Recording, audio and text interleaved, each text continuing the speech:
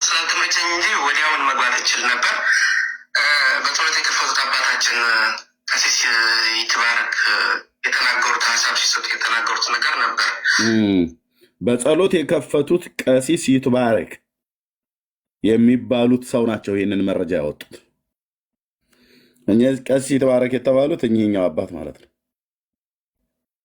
ሰዎች ብቻ ነው ሲደውሉ እኛ አባት ማለት ነው። ሰርች ስታደርጉ እኛ አባት ማለት ነው። አሁን የምንገኘው ቀሲስ ይትባረክ ማለት እኚህ ናቸው። እዛ ፕሮፋይል ፒክቸራቸው ስማቸው ተቀምጠዋል። ሰርች ሳደርግ ወዲያውኑ አገኘኋቸው። በጎጃም ክፍለ ሀገር ዳንግላ ወረዳ አሁን የምንገኘው እኚህ ቄስ ናቸው መረጃውን ያወጡት። ያው አሁን የምንገኘው በጎጃም ክፍለ ሀገር ዳንግላ ወረዳ በቅዱስ ወለተ ጴጥሮስ አንድነት ገዳም ላይ እንገኛለን።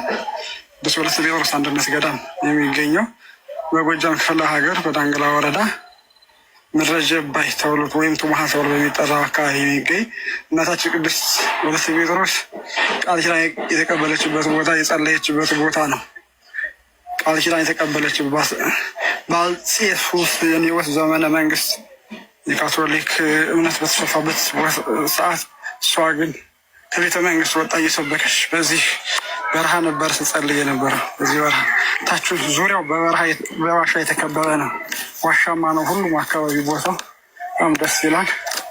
በዚህ ለቦታው ለቤት ለመቅደሱ ያበቃችሁ መጣችሁ በረከት እንደተሳተፉ ሁላችሁም ይበቃችሁ አድርጋችሁ በተራራ ነው። እኚህ ናቸው ማለት ነው ቀሲስ ይትባረክ በጸሎት ሲከፍቱ መርሃ ግብሩን አያይዘው የተናገሩት ማለት ነው። ይህን ኬት ነው የሰማው ኤርሚያስ? ከቪዲዮቸው የታለ እንደዚህ ቀሲስ ይትባረክ ብሎ የሚለው ያለው ይኸው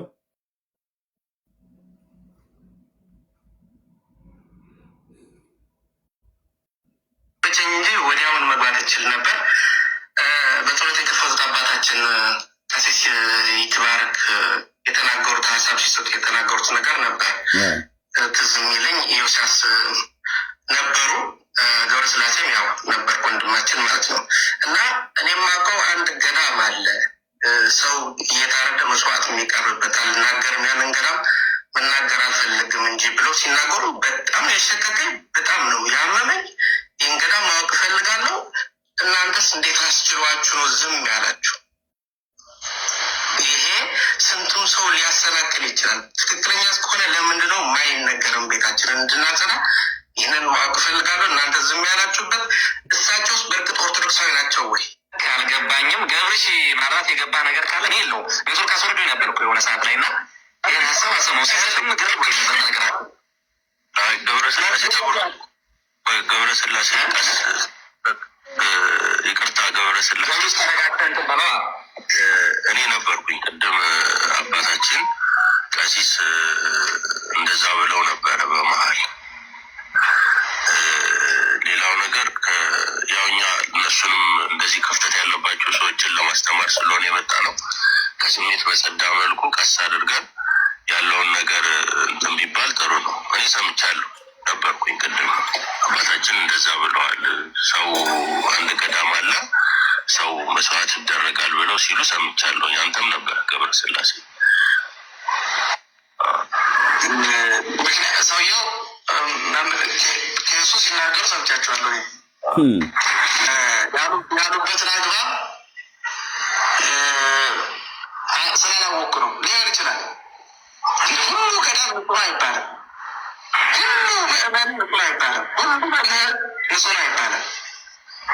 እና ለምሳሌ የምናውቀው ሌላ በጣም መጥፎ ስራ የሚሰራበት ገዳም አለ። ታዲያ ያንን መጥፎ ቦታ ተከሽ እዚህ ተናግሬ ሌላውን እንዲጠላ ላለማድረግ በሚል ዝም እላለሁ። ገብረሲስ ተናገሩበት አግባብ ስለማናውቀው እንጠይቃቸዋለን። ገብረስላሴ ይመስለኛል። አንዴ ቆይ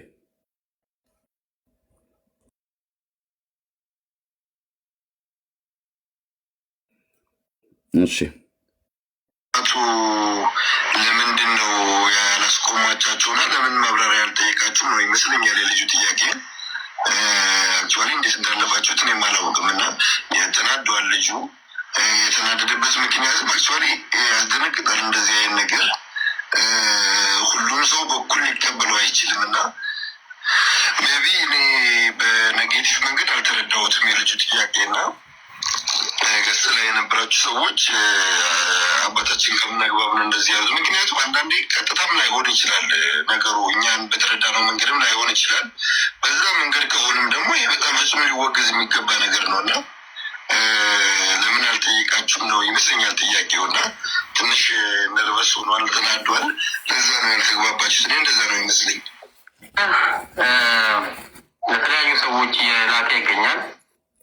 ከዚህም ውስጥ ለእንግዲህ ለአባታችን ለቢኒያም ሽታዬ ልኮለት፣ ቢኒያም ደግሞ ለእኔ ልኮልኝ የተላከለትን ነገር ስናጣራ ግን እኛ አባት የሚሉት ምናልባት ስማቸውን ዘንግቻለሁ። ሌላ እሱ አቀነባብሮ የሚልከው ሌላ እጅግ በጣም ተንኮለኛና መሰሪ ልጅ ነው። ሶላ ተዋህዶ እውነቴን ነው የምላችሁ፣ እመኑኝ። እኔ በህይወት ዘመኔ በጣም ብዙ ተንኮለኛ ሰዎችን አይቻለሁ። በጣም ብዙ ወንጀለኞችን አይቻለሁ በህይወት ዘመኔ። መንግስት ቤት 10 ዓመት ሳገለግል በአቃቤ ሕግነት በጣም ብዙ ወንጀለኞችና ነፍሰ በላዎችን አይቻለሁ። የሶላ ተዋህዶን ያክል ግን ገጥሞኝ አያውቅም። እና እንትን ስላሉ የከበደኛ ልንገሮትና የሆነ ገዳም አለ፣ ሰው እየታረደ መስዋዕት ይቀርብበታል፣ ገዳሙን ግን አልነግራችሁም ሲሉ ደንግጬ ነው። እና ይህን ኮንፊስ ያድርጉልኝ። ሰዎችን በሐሰተኛ እኔን ስለከሰሱ አሁኑኑ ቪዲዮውን ላወርደው ነው፣ በቅንነት እንዲያዩል አወርደዋለሁ። ማርያም አሁን እንደባበት አሁን ይህንን ባለፈ ነገር ስለሱ ጋር እያለ እርሱም የዚህ የተለየ እርስ አይደለም። አሁን ላይ ሰው እየታረደ መስዋዕት ይቀርባል ስል ያገናል ችግር ገዳሙ ላይ እዚያ ያሉ ሰዎች እንኳን በገዳሙ ታቅፈው የሚኖሩ ሰዎች እንኳን እንደዚህ አይነት እውቅና የላቸው። ግለሰቦች የሚጠቀሙት ጥቅም እንጂ እንደ ጠላላ እንደ ገዳም የሚሰራ ስርዓት አይደለም። እዛ ላይ ገዳም ላይ እንትን አለ፣ የገዳሙ ሊቀረድ አለ፣ ሊቃበው አለ፣ ቄሰ ገበዝ አለ፣ ሌሎችም በተዋረድ የገዳሙ አገልጋዮች አሉ። እነዚህ ውስጥ እንኳን ራሱ የሚታወቅ ነገር አለ። ግለሰባዊ የሆነ ጉዳይ ግለሰቡ የሚተገብረው ተግባር ነው እንጂ ከገዳሙ ጋር የተገናኘ አንዳች ነገር የለም። ስለዚህ በወቅቱ እንደዚህ የሚደረግበት ቦታ አለ ስል የገዳሙን ክብር ለማውረድ የገዳሙ ላይ እንደዚህ ሳይሰራ ግለሰቦች ገዳሙ ስለሆነው ግን የሚሰሩት ስራ ለራሳቸው ተንኮል፣ ለራሳቸው ብልሹ አሰራር የሚፈጽሙት ስራ።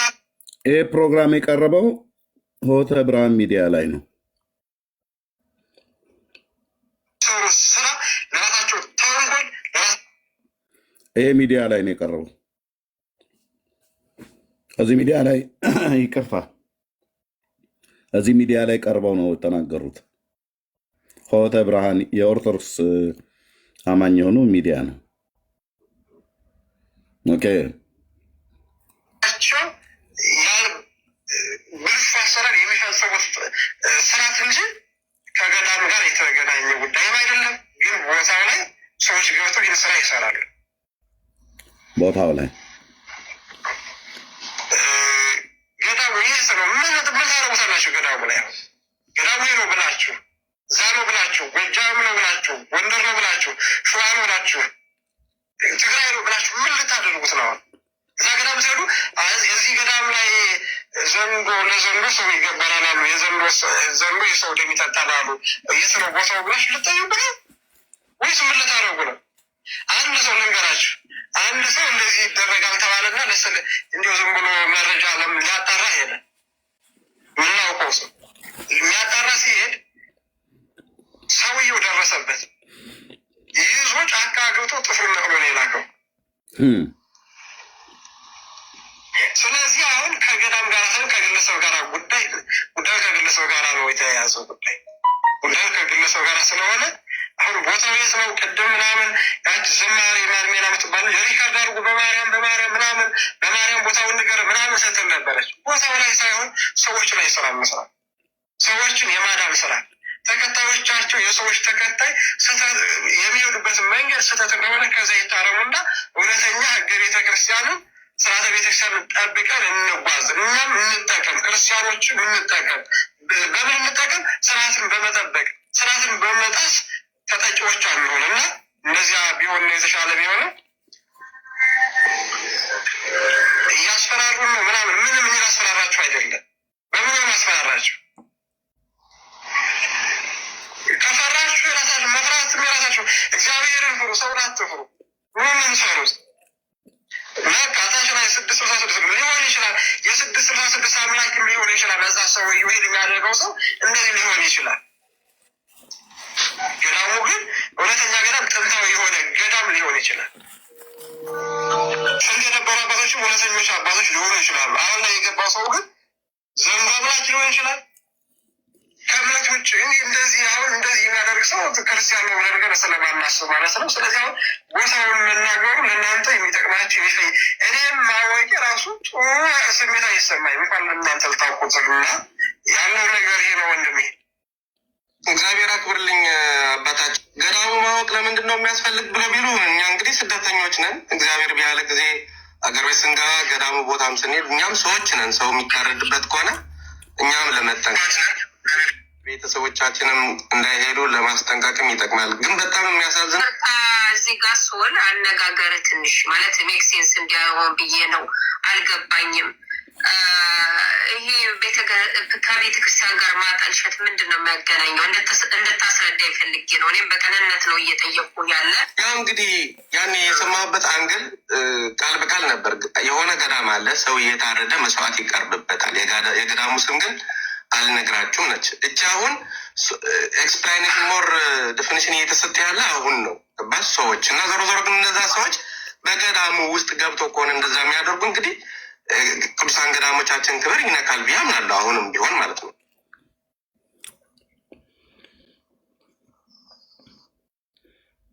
ኦኬ ልብ በሉ እንግዲህ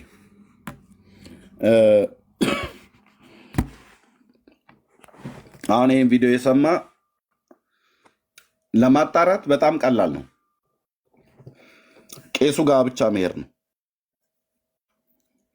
ቄሱ ያን ገዳም ያውቀዋል። ቄሱ ደግሞ ገዳሙን ማወቅ ብቻ ሳይሆን እንዲህ አይነት ነገር ይሰራል ተብሎ ሲወራ ሰምቶ ነገሩን ለማረጋገጥ ብሎ ገዳም ድረስ የሄደ ሰው ያ ሰው በሚያርደው ሰው እጅ ገብቶ ጥፍሩን ነቅሎት ነው የመለሰው ብለዋል። ያ ጥፍሩ የተነቀለው ሰውዬ አለ ማለት ነው በህይወት ካለ የሰውየው መልክ ምናልባት አይቶት ከሆነ ጥፍሩን ሲነቅለው ማን እንደሆነ ሁሉ ጭምር በህግ መጠየቅ አለበት። በህግ መጠየቅ አለበት። መረጃ አይናቅም። መረጃ አይናቅም።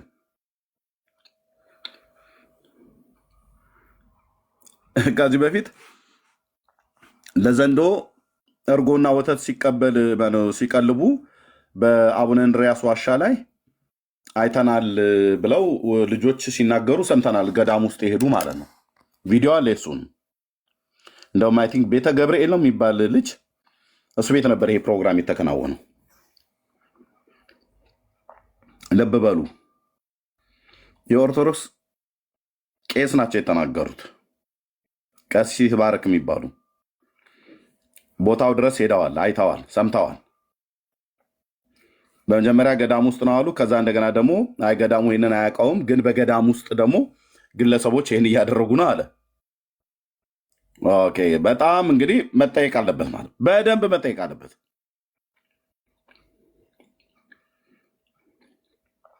ሰው እየታረደ ለአጋንንት መስዋዕት እየተሰጠ ነው ብሎ የሚለውን የተናገሩት ቀሲስ ይትባረክ ናቸው።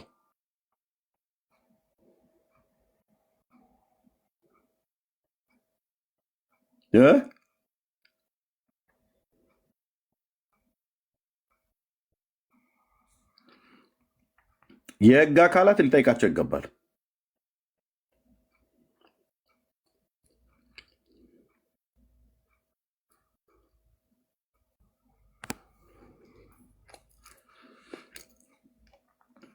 ይህን መረጃ እኮ ያወጣው ሶላ አይደለም። ሶላ የሚባለው እዚህ ጋር እንደውም ተደፋፍሮ እንዳይቀር አይ ቲንክ ከቪዲዮ እንደሰማሁት ማለት ነው።